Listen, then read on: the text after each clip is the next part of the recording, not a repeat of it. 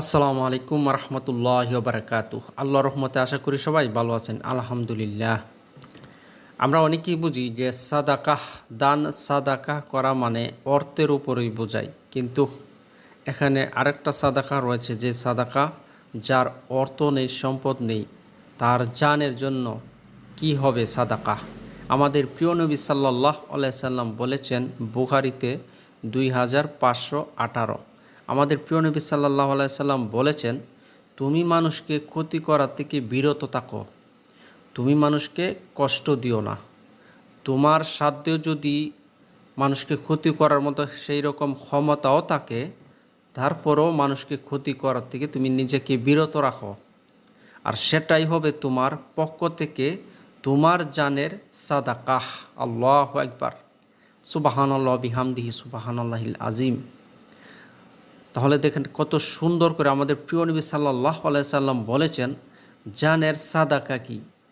আপনি পারতে সারতেও একজনের ক্ষতি করতে পারলেও কিন্তু তার থেকে আপনি বিরত রয়েছেন, কিন্তু অনেক দুষ্ট লোক রয়েছে অন্যজনকে ক্ষতি করাতে সে নিজে খুব আনন্দ পায়, সে নিজে খুব ভালো লাগে, তার কাছে অন্যজনের ক্ষতিটা তার কাছে খুব একটা আনন্দের উল্লাস বয়ে আনে, আর সে কিন্তু নিজের ধীরে ধীরে ক্ষতির মধ্যে যাচ্ছে, এমনকি নিজের জানের উপরে একটা বড় ধরনের আঘাতের কাজ করছে, কিন্তু সে তো জানতেছে না।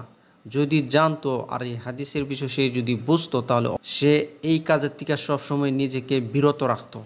কিন্তু আমাদের সমাজে কিছু রয়েছে দুষ্টু লোক, যে অন্যজনের ক্ষতিটাকে সে খুব মজা পায়, এমনকি আনন্দের উল্লাসের দিকে নিয়ে নেয়। কিন্তু আমাদের প্রিয় নবী সাল্লাল্লাহু আলাইহি সাল্লাম বলেছেন, তুমি যদি সাদাকা দিতে চাও বা এমনকি তোমার যদি অর্থ নেই, তাহলে তুমি মানুষের ক্ষতি করার থেকে বিরত থাকো, মানুষকে কষ্ট দিও না, মানুষকে আঘাত থেকে তুমি নিজেকে এড়িয়ে চলো, আর সেটাই হবে তোমার পক্ষ থেকে তোমার জানের বা সাদাকা, সেটাই হবে তোমার জীবনের সাদাকা, সেটাই হবে তোমার জীবনের এক নিরাপত্তা সাদাকা। আল্লাহু আকবার, সুবহানাল্লাহ বিহামদি সুবহানাল্লাহিল আজিম।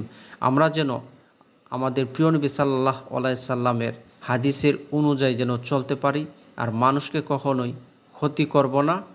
যদিও আমাদের দ্বারাতে ক্ষতি হয়েও যায়, আমরা সাথে সাথে আল্লাহ তাআলার কাছে তওবা করে মাপ চেয়ে নিব, আর মানুষকে কখনোই কষ্ট দেব না।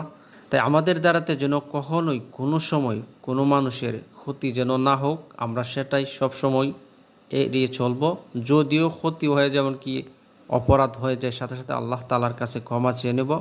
আর এটাই সব কি মনে রাখবো যে প্রিয় নবী সাল্লাল্লাহু আলাইহি সাল্লামের কথাটা, যে একজনের ক্ষতি করা থেকে বিরত থাকা মানে আমার জানের সাদাকা, কি দুষ্ট লোকেও যেন ক্ষতি না করতে পারে, সেই দিকটি আমরা খেয়াল করে আমাদের প্রিয় নবী সাল্লাল্লাহু আলাইহি সাল্লামের দিন এবং পন্থায় চলার চেষ্টা করব। আসসালামু আলাইকুম ওয়া রাহমাতুল্লাহি ওয়া বারাকাতুহু।